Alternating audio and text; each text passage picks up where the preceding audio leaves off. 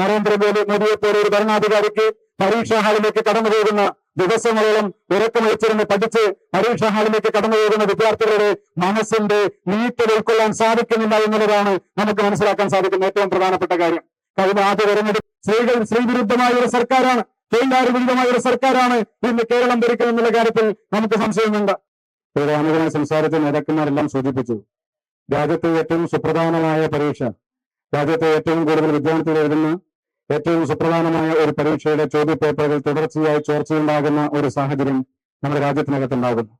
2021-ലും 2022-ലും 2024-ലും 25-ലും 26-ലുമായി ഈ പരീക്ഷാ പേപ്പറുകൾ നിരന്തരമായി ചേരുന്നു. ഈ പരീക്ഷാ പേപ്പറിന്റെ ചോർച്ചയുമായി ബന്ധപ്പെട്ട അന്വേഷണം എങ്ങുപോലും എത്തുന്നില്ല എന്നുള്ളതാണ് യാഥാർത്ഥ്യം. തുടർച്ചയായി ഇത്രയേറെ പരീക്ഷാ പേപ്പറുകൾ ചേർന്നിട്ടും 90-ലധികം വരുന്ന വിദ്യാർത്ഥികൾ ഈ രാജ്യത്തിനകത്ത് ആത്മഹത്യ ചെയ്യുന്ന സാഹചര്യം ഉണ്ടായിട്ടും NDAയുടെ ഘടകകക്ഷിയായ ഒരു MLA-യുടെ നേതൃത്വത്തിൽ ബേബി റാം എന്ന് പറയുന്ന UP-യിലെ ഒരു MLA-യുടെ നേതൃത്വത്തിലാണ് ഈ പരീക്ഷാ പേപ്പറിന്റെ ചോർച്ചകൾ മുഴുവനായും നടന്നിട്ടുള്ളത് എന്ന് രാജ്യത്ത് ഇതിനോടകം വെളിപ്പെടുത്തപ്പെട്ട സാഹചര്യം ഉണ്ടായിട്ടും ഒരു തവണ പോലും അദ്ദേഹത്തെ ചോദ്യം ചെയ്യുവാനോ അദ്ദേഹത്തെ അറസ്റ്റ് ചെയ്യുവാനോ ഇതിന്റെ യഥാർത്ഥ കുറ്റവാളികളെ നിയമത്തിന് മുമ്പിലേക്ക് കൊണ്ടുവരുന്നതിനോ കേന്ദ്ര സർക്കാർ പരാജയപ്പെട്ടു പോയ ഒരു സാഹചര്യത്തിലാണ് അഖിലേന്ത്യാ യൂത്ത് കോൺഗ്രസ് കമ്മിറ്റിയുടെ അധ്യക്ഷൻ ഉദയ് ഭാനു ചിപ്പിന്റെ നേതൃത്വത്തിൽ ശ്രീ രാഹുൽ ഗാന്ധിയുടെ നിർദ്ദേശപ്രകാരം രാജ്യത്താകമാനം നടത്തപ്പെടുന്ന ദേശീയ പ്രക്ഷോഭത്തിന് യൂത്ത് കോൺഗ്രസ് തുടക്കം കുറിച്ചുകൊണ്ട് മുന്നോട്ട് പോകുന്നത്. ഭയങ്കരമായ ശ്രീ രാഹുൽ ഗാന്ധി കോട്ടയിൽ പങ്കെടുത്ത സമരപ്രഖ്യാപനം ജെൻസി തലമുറയുടെ വിദ്യാർത്ഥികളുടെ പങ്കാളിത്തം കൊണ്ട് തന്നെ രാജ്യത്താകമാനം ശ്രദ്ധേയമായ ഒരു സമരമായിരുന്നു. പുതിയ തലമുറയിലെ വിദ്യാർത്ഥികളും പുതിയ തലമുറയിലെ ചെറുപ്പക്കാരും യൂത്ത് കോൺഗ്രസിന്റെയും KS-ന്റെയും MSUവിന്റെയും സമര പരിപാടികളിലേക്ക് രാജ്യത്താകമാനം ഒഴുകി വരുന്ന ഒരു കാഴ്ച നമുക്ക് കാണാൻ വേണ്ടി സാധിക്കുന്നുണ്ട്. ശ്രീ രാഹുൽ ഗാന്ധി പങ്കെടുക്കുന്ന സമരങ്ങളിൽ, രാഹുൽ ഗാന്ധിയുടെ പ്രക്ഷോഭങ്ങളിൽ ഈ തലമുറയിൽപ്പെട്ട ചെറുപ്പക്കാരും വിദ്യാർത്ഥികളും കൂട്ടത്തോടെ കടന്നു വന്ന് അവരുടെ നഷ്ടസ്വപ്നങ്ങളെ പറ്റി ഈ രാജ്യത്തെ പ്രതിപക്ഷ നേതാവിനോട് പങ്കുവെച്ചുകൊണ്ട് കടന്നു പോവുകയാണ്. എത്രയോ ദിവസങ്ങൾ കഠിനാധ്വാനം ചെയ്തിട്ടാണ് നീറ്റ് പരീക്ഷാ ഹാളിലേക്ക് വിദ്യാർത്ഥികൾ കടന്നു പോകുന്നത്. ആ വിദ്യാർത്ഥികളുടെ കഠിനാധ്വാനത്തെ ഈ കേന്ദ്രം ഭരിക്കുന്ന സർക്കാർ ഏതെങ്കിലും ഒരു ഘട്ടത്തിൽ പരിഗണിച്ചിട്ടുണ്ടോ എന്നുള്ളത് ഏറ്റവും സുപ്രധാനമായ ഒരു കാര്യമാണ്. നരേന്ദ്രമോദിയെ പോലെ ഒരു ഭരണാധികാരിക്ക് പരീക്ഷാ ഹാളിലേക്ക് കടന്നു പോകുന്ന ദിവസങ്ങളോളം ഉറക്കമൊഴിച്ചിരുന്ന് പഠിച്ച് പരീക്ഷാ ഹാളിലേക്ക് കടന്നു പോകുന്ന വിദ്യാർത്ഥികളുടെ മനസ്സിന്റെ നീറ്റൽ ഉൾക്കൊള്ളാൻ സാധിക്കുന്നില്ല എന്നുള്ളതാണ് നമുക്ക് മനസ്സിലാക്കാൻ സാധിക്കുന്ന ഏറ്റവും പ്രധാനപ്പെട്ട കാര്യം.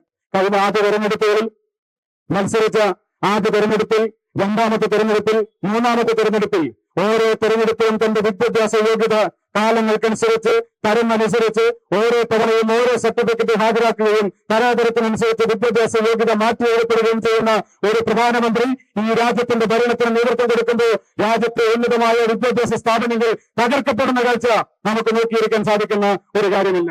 എത്രയോ പരീക്ഷകൾ ചേർന്നു. ആ പരീക്ഷകളുടെ എത്രയോ വിദ്യാർത്ഥികൾ ഈ രാജ്യത്തിന്റെ മണ്ണിൽ ആത്മഹത്യ ചെയ്യുന്ന സാഹചര്യം ഉണ്ടായി. 2021 മുതൽ 2026 വരെ കടന്നു വന്ന് നിൽക്കുമ്പോൾ 90-ലധികം വരുന്ന വിദ്യാർത്ഥികൾ ഈ രാജ്യത്തെ ആത്മഹത്യ ചെയ്തു.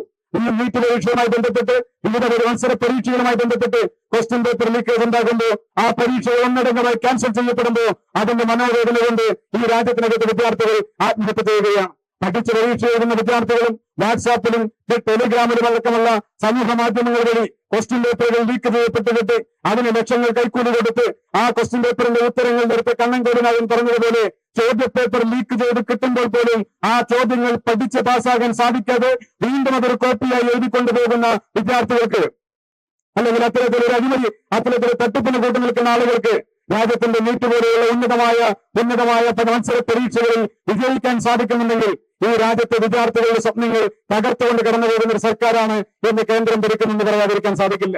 3 തവണയായി ഈ സർക്കാർ അധികാരത്തിലേക്ക് വന്ന 3 തവണയും ഈ രാജ്യത്തെ വിദ്യാർത്ഥികളും ചെറുപ്പക്കാരും പാവപ്പെട്ട ജനങ്ങളും പ്രയാസം അനുഭവിക്കുന്ന ഒരു സാഹചര്യമാണ് നമ്മുടെ രാജ്യത്തിനകത്തുണ്ടായത്. നോക്കൂ, തൊഴിലുറപ്പ് പദ്ധതി ഈ രാജ്യത്തെ സാധാരണക്കാരായ പട്ടിണിക്കാരായ പാവങ്ങളോട് അവരുടെ അരപ്പട്ടിണി മാറ്റിയ ഒരു പദ്ധതിയാണ്. മഹാത്മാഗാന്ധിയുടെ പേരിൽ ആവിഷ്കരിച്ചുകൊണ്ട് ഡോക്ടർ മൻമോഹൻ സിംഗ് ഇന്ത്യയുടെ പ്രധാനമന്ത്രിയായിരുന്ന കാലഘട്ടത്തിൽ UPA സർക്കാർ ആവിഷ്കരിച്ചുകൊണ്ട് നടപ്പിലാക്കിയ ആ മഹാത്മാഗാന്ധി ദേശീയ ഗ്രാമീണ തൊഴിലുറപ്പ് പദ്ധതിയെ അട്ടിമറിച്ചൊരു സർക്കാരാണ് ഇന്ന് കേന്ദ്രം ഭരിക്കുന്നത്. പേരുമാറ്റിലാണ് ഈ സർക്കാരിന്റെ ഏറ്റവും പ്രധാനപ്പെട്ട നയപരിപാടി. പുതിയതായ ഒരു പദ്ധതി പോലും രാജ്യത്തിനകത്ത് കൊണ്ടുവരാൻ സാധിക്കുന്നില്ല. വർഷങ്ങൾക്ക് മുമ്പ് കോൺഗ്രസ് ഗവൺമെന്റുകൾ കൊണ്ടുവന്ന പദ്ധതികളുടെ പേര് മാറ്റി, സംസ്ഥാനങ്ങളുടെ പേര് മാറ്റി, തലസ്ഥാനങ്ങളുടെ പേര് മാറ്റി, സിലബസുകൾ മാറ്റി, അങ്ങനെയൊക്കെയാണ് ഈ ഗവൺമെന്റ് മുന്നോട്ട് പോയിക്കൊണ്ടിരിക്കുന്നത്. മഹാത്മാഗാന്ധി ദേശീയ ഗ്രാമീണ തൊഴിലുറപ്പ് പദ്ധതിയുടെ പേര് മാറ്റി, അതിന്റെ സ്വഭാവം മാറ്റി, അതിന്റെ രീതികൾ മാറ്റി ഇപ്പോൾ വലിയ ആഘോഷത്തോടുകൂടി ഈ രാജ്യത്തിനകത്ത് ദീദീറാം എന്ന പേരിൽ ആ പദ്ധതി വീണ്ടും നടപ്പിലാക്കാൻ വേണ്ടി ഗവൺമെന്റ് കടന്നു വരികയാണ്. എത്രയോ കുടുംബങ്ങളുടെ പട്ടിണി ഇല്ലാതാക്കിയ കേരളത്തിലെ രാജ്യത്തെ സ്ത്രീകളെ ശാക്തീകരിച്ച ഒരു പദ്ധതിയെ ഈ കേന്ദ്ര ഗവൺമെന്റ് ഇല്ലായ്മ ചെയ്തുകൊണ്ടിരിക്കുന്നു. സ്ത്രീ വിരുദ്ധമായ ഒരു സർക്കാരാണ്, തൊഴിലാളി വിരുദ്ധമായ ഒരു സർക്കാരാണ് ഇന്ന് കേരളം ഭരിക്കുന്നതെന്നുള്ള കാര്യത്തിൽ നമുക്ക് സംശയമുണ്ട്. യുവാക്കളോട് പറഞ്ഞത് എന്താണ്? രാജ്യത്തെ നരേന്ദ്രമോദി സർക്കാർ അധികാരത്തിലേക്ക് വന്നാൽ ലക്ഷക്കണക്കിന് കോടിക്കണക്കിന് തൊഴിലവസരങ്ങൾ സൃഷ്ടിക്കുമെന്ന് പറഞ്ഞുകൊണ്ട് അധികാരത്തിലേക്ക് കടന്നു വന്ന ഈ സർക്കാരിന്റെ കാലഘട്ടത്തിൽ തന്നെയാണ് ചരിത്രത്തിൽ ഏറ്റവും വലിയ തൊഴിലില്ലായ്മയിലേക്ക് ഈ രാജ്യം കടന്നുപോയിട്ടുള്ളത് എന്ന് കണക്കുകൾ പരിശോധിച്ച് നോക്കിയാൽ നമുക്ക് മനസ്സിലാക്കാൻ വേണ്ടി സാധിക്കും. അപ്പോൾ സ്ത്രീവിരുദ്ധമായ സർക്കാർ, പാവപ്പെട്ടവർക്ക് എതിരെ ചിന്തിക്കുന്ന സർക്കാർ, യുവാക്കൾക്ക് എതിരെ ചിന്തിക്കുന്ന ഒരു സർക്കാരായി സർക്കാർ മാറുന്നു. നീറ്റിന്റെയും UGCയുടെയും ജെഇയുടെയും എല്ലാം തന്നെ പരീക്ഷാ പേപ്പറുകൾ നിരന്തരമായി ചോരുന്നതിലൂടെ വിദ്യാർത്ഥി വിരുദ്ധമായ സമീപനമാണ് ഈ സർക്കാരിനുള്ളത് എന്ന് വ്യക്തമാക്കപ്പെടുകയാണ്. പ്രിയമുള്ളവരെ, നമ്മൾ ഇന്നിവിടെ നടത്തപ്പെടുന്നത് ഒരു സമരമല്ല. KPCCയുടെ വർക്കിംഗ് പ്രസിഡന്റ് സംസാരിച്ചപ്പോൾ പറഞ്ഞു, നമ്മൾ ഇന്നിവിടെ നടത്തപ്പെടുന്നത് KSUവിന്റെ നേതൃത്വത്തിലും യൂത്ത് കോൺഗ്രസിന്റെ നേതൃത്വത്തിലും KPCCയുടെ നേതാക്കന്മാരും പങ്കെടുക്കുന്ന ഒരു സമര പരിപാടിയല്ല, മറിച്ച് 45 ദിവസക്കാലം നീണ്ടു നിൽക്കുന്ന ദേശവ്യാപകമായ ഒരു പ്രക്ഷോഭത്തിന് കോൺഗ്രസിന്റെ വിദ്യാർത്ഥി യുവജന പ്രസ്ഥാനങ്ങളെ നേതൃത്വം കൊടുക്കുന്ന സമരങ്ങളുടെ സമരങ്ങളിലെ സമര പ്രഖ്യാപന കൺവെൻഷനായിട്ടാണ് നമ്മൾ ഇവരോട് പഠിച്ചു കൊടുത്തുള്ളത്. ഈ സമര പ്രഖ്യാപന കൺവെൻഷനിലൂടെ ഈ നാട്ടിലെ ജനങ്ങളോട് ഒരു കാര്യം നമ്മൾ തുറന്നു പ്രഖ്യാപിക്കുകയാണ്. ഈ സമര പ്രഖ്യാപന കൺവെൻഷനിലൂടെ രാജ്യം ഭരിച്ചുകൊണ്ടിരിക്കുന്ന നരേന്ദ്രമോദി സർക്കാർ, ഈ സർക്കാർ പാവപ്പെട്ടവർക്കെതിരെ ചിന്തിക്കുന്ന സർക്കാരാണ്, പട്ടികക്കാരെ സഹായിക്കുന്ന സർക്കാരല്ല, സ്ത്രീവിരുദ്ധമായി ചിന്തിക്കുന്ന സർക്കാരാണ്, സ്ത്രീവിരുദ്ധ നടപടികളുമായി മുന്നോട്ട് പോകുന്ന സർക്കാരാണ്, തൊഴിലുറപ്പ് പദ്ധതിയെ അട്ടിമറിച്ചൊരു സർക്കാരാണ്, യുവാക്കളുടെ സ്വപ്നങ്ങളെ ഇല്ലായ്മ ചെയ്തൊരു സർക്കാരാണ്, വിദ്യാർത്ഥികളുടെ സ്വപ്നങ്ങളെ ഇല്ലായ്മ ചെയ്തൊരു സർക്കാരാണ്.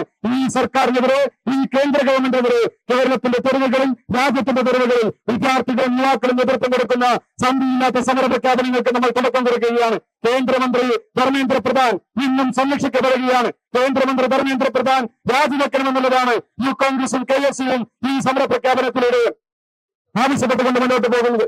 അതുപോലെ തന്നെ 90-ലധികം വരുന്ന വിദ്യാർത്ഥികൾ ഈ രാജ്യത്തിന്റെ മണ്ണിൽ ആത്മഹത്യ ചെയ്യപ്പെട്ടിട്ടുണ്ടെങ്കിൽ അവരുടെ ആത്മഹത്യാക്കുറിപ്പിൽ എഴുതപ്പെട്ട വാചകങ്ങൾക്കും വാക്കുകൾക്കും അക്ഷരങ്ങൾക്കും മാത്രമാണ് വ്യത്യാസമുള്ളത്. അവരെല്ലാവരും എഴുതിയ ആശങ്ക, പങ്കുവച്ച ആശങ്ക ഒന്നു തന്നെയാണ്. ഞങ്ങൾ എത്രയോ ദിനങ്ങൾ ഉറക്കമളിച്ച് പഠിച്ചവരാണ്, ഞങ്ങൾ എത്രയോ കഷ്ടപ്പെട്ട് പഠനം നടത്തിയവരാണ്, ഞങ്ങൾ വീണ്ടും ഈ പരീക്ഷകൾക്ക് വേണ്ടി തയ്യാറെടുക്കണമെന്ന് പറയുമ്പോൾ ആ സ്ട്രെസ്സും ആ പെയിനും ഞങ്ങൾക്ക് താങ്ങാൻ സാധിക്കുന്നില്ല എന്ന് പറഞ്ഞ് ആ വിദ്യാർത്ഥികൾ ജീവനൊടുക്കിയിട്ടുണ്ടെങ്കിൽ 90-ലധികം വരുന്ന വിദ്യാർത്ഥികൾ ജീവനൊടുക്കിയതിന്റെ ഉത്തരവാദി ആര് എന്ന ചോദ്യം നമ്മുടെ സമൂഹത്തിനകത്ത് ഉയർത്തിപ്പിടിക്കാൻ യൂത്ത് കോൺഗ്രസും KSUവും തയ്യാറായിക്കൊണ്ട് ഈ സമര പ്രഖ്യാപന കൺവെൻഷനായി മുന്നോട്ട് പോവുകയാണ്. അതുകൊണ്ട് പ്രിയമുള്ളവരെ, ഈ സമര പ്രഖ്യാപന കൺവെൻഷനെ അഭിവാദ്യം ചെയ്തുകൊണ്ട് സംസാരിക്കുന്നതിന് വേണ്ടി കേരള പ്രദേശ് കോൺഗ്രസ് കമ്മിറ്റിയുടെ പ്രിയങ്കരനായ പ്രസിഡന്റ് പ്രിയപ്പെട്ട അഡ്വക്കേറ്റ് സഞ്ജയ് ജോസഫ് MLA, കേരളത്തിലെ